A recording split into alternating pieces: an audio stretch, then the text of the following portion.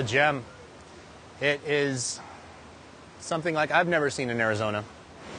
I couldn't believe it when I first laid eyes on it.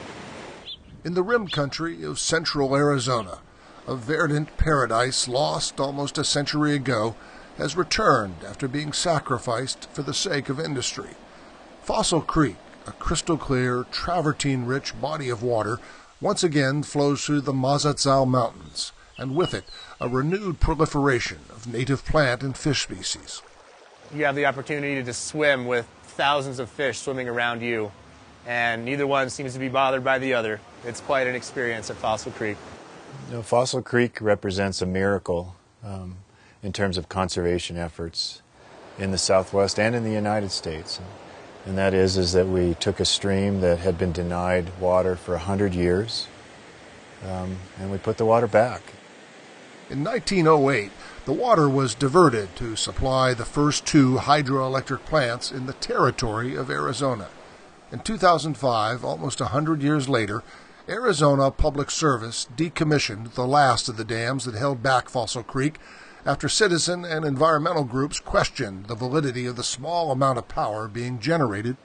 They gave it up for the better public good, and that's not only rare, it's never happened in Arizona, and I don't know that it's ever happened in the Southwest. News of the born-again desert paradise quickly spread. In the last 5 years, since Arizona Public Service returned water to the creek bed, Fossil Creek has become a mecca. Now, the fragile riparian ecosystem, in the process of re-emerging, is also in danger of being damaged by a large number of visitors trying to escape Arizona's desert heat. The sheer number of people we see is tremendous. It can approach 1,000 people on a Saturday along 4 miles of waterway. If you do the math on that, that's about 1 person in the creek every 20 feet. Well, it's relatively close to Phoenix, where we're from, so the drive isn't too bad. And it's beautiful, just going down, there's lots of water, people can play, swim, great camping, it's cooler, and it's just generally beautiful all around. Increased foot traffic has eroded stream banks and damaged fragile vegetation. Lack of parking along narrow dirt roads has resulted in not only a safety hazard, but further displaced vegetation and habitat. With no trash service or even trash cans within 15 miles, human refuse is also often left behind. Forest Service employees like Aaron Rodert educate the public about good stewardship, but confess the human impact is just too large.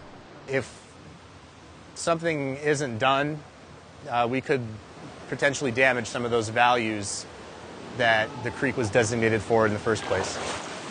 In 2009, Fossil Creek became part of America's conservation lands and was designated a wild and scenic river by Congress. The designation provides protection for the waterway, as well as its unique cultural, scenic, ecological, and recreational values.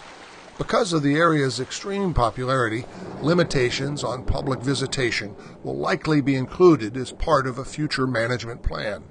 For the time being, Fossil Creek struggles with its newfound fame. It's very popular. It's rare.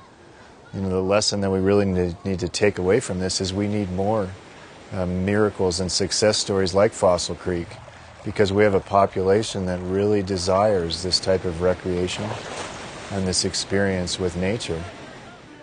For Assignment Earth, I'm Bruce Burkhardt.